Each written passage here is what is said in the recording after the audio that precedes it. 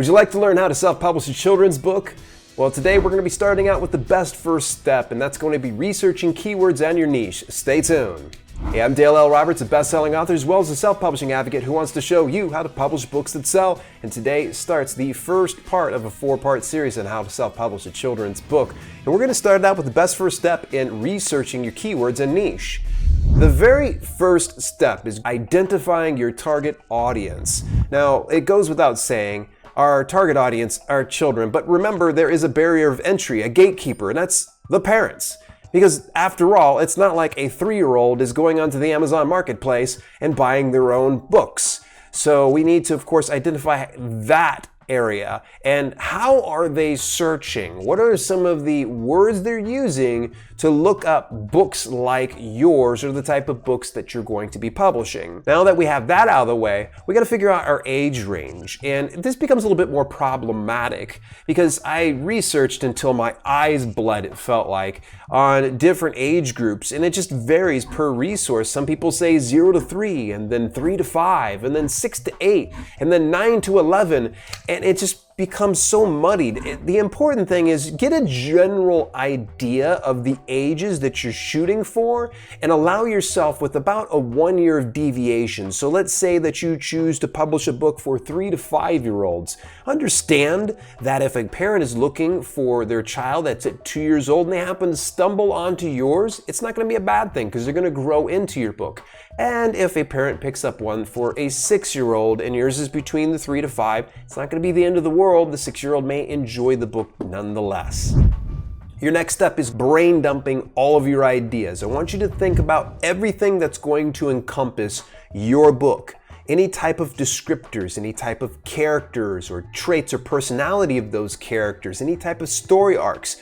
All of those things, write it all down. You're going to probably take about a half hour to an hour to do this. The more that you have, the better. Next, we're going to need to go into the Amazon marketplace, the Kindle store and the bookstore in the browser, what's called incognito mode. The reason we want to go incognito mode is if we were to go into the Amazon marketplace through your regular browser where you're normally browsing, Amazon's going to give you products and searches based on your interests, what you've searched for before and what you've bought before. And we don't want that. We want to see what their general recommendations are to the public. For the Chrome browser, if you press Control, Shift, and the letter N, it'll open up incognito mode. And we're going to go into the Amazon Kindle store. And you're going to take your keywords, type it into the search query box, don't press Enter. You're going to allow it to populate the auto suggest. It's going to give you a ton of other keywords that are related to the keyword that you just typed in.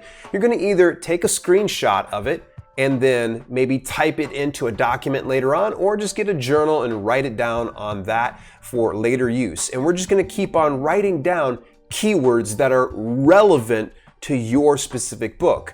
Now, we want to focus on just the auto-suggested stuff that we have here, not the ones that we wrote down during our brain dump.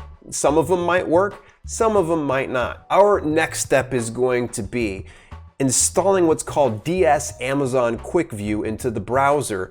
Now, this little free tool is a great way to figure out what the product's ranking is on Amazon.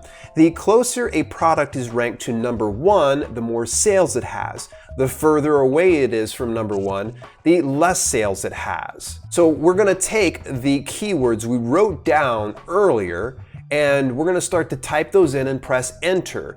Now it's going to bring up the search results, about 16 products. It's going to come on up. And we're going to look at DS Amazon Quick View for each one of the books that come up and focus on that Amazon bestseller rank. And the lower it is, below 100,000, the better it is. Because if it's at 100,000, that means it's getting at least one sale per day. If I see it at about 10,000, that's even better. So that sweet spot range for me, for any new publication between 10,000 and 100,000 is pretty good. Now, if for some reason the products are getting really close to number 1, let's say 100 or 300, it doesn't mean it's a bad keyword. It just means it's going to be very competitive to get yourself on the first page placement when somebody searches your book after you publish. Now, we're just going to go ahead and rinse and repeat with all these keywords until we've narrowed it down to the good from the bad. Now, you could probably save yourself a lot of time if you got my favorite tool called Publisher Rocket. Publisher Rocket does all the keyword, category, and competition research in a matter of minutes. You can save yourself a ton of time, and grab a copy of this over at dalelinks.com/rocket. Any purchases made through that, it's an affiliate link, so it benefits this channel, but in the same instance, it does not adversely affect your cost. Now we've got to narrow down this list even more. We got to figure out the cream of the crop, the best keywords. So we've already kind of separated the bad, we've got the good. We've got to figure out what's the best way to describe our book, and is it appropriate? So the very first thing is I want to figure out, can I put any of these keywords into the title, subtitle, or the book description? If I can get in the title and subtitle, that is a big bonus because it makes your book more discoverable on the Amazon marketplace. Don't worry, if you can't get your keywords in the title and subtitle, it's okay. Sometimes it just doesn't make sense and it'll seem almost disjointed and stilted if you put some keyword into your title and it's not supposed to be there. Because now we have the 7 back-end keywords. Now, this may be Greek to you, and it's okay. In part 4, we're going to cover exactly where they come into play. These 7 back-end keywords are going to be the way that people are able to bring up your book in search volume. So we're going to want to make sure that 3 to 4 of them are kind of like a combination, a collaboration of the best keywords that have overlap. So let's say, for instance, I have 3 different keywords with some type of overlap. Let's say one's workout plan. We have another one that's home workout, and we've got another one is workout for beginners. We can splice this whole thing together for home workout plan for beginners as one keyword string. And in our 7 keyword slots, we're allowed upwards of 50 characters per slot. So just remember, you can have up to 50 characters. Combine as much as you like that makes as much sense to you.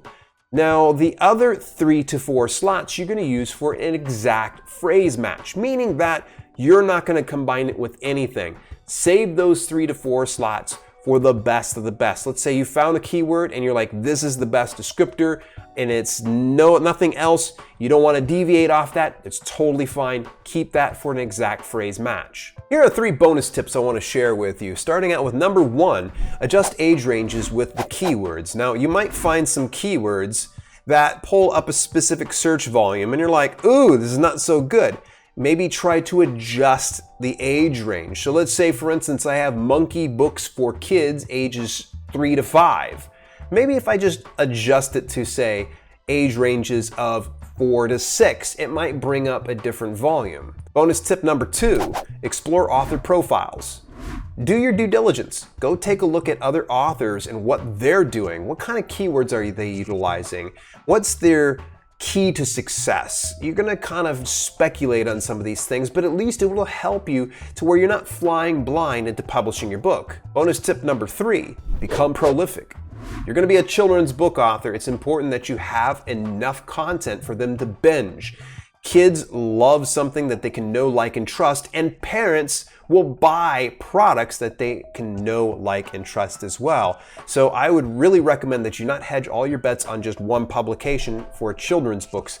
Think about the big picture and the long-term plan of going about 6 to maybe a dozen or more publications as a children's book author. Hey, that's not the end of things. In part 2, we're going to be talking about writing and producing the book for kids, and that's going to be in this very next video as a continued part of the series, and I will see you in the very next video. What are you waiting for? Click away.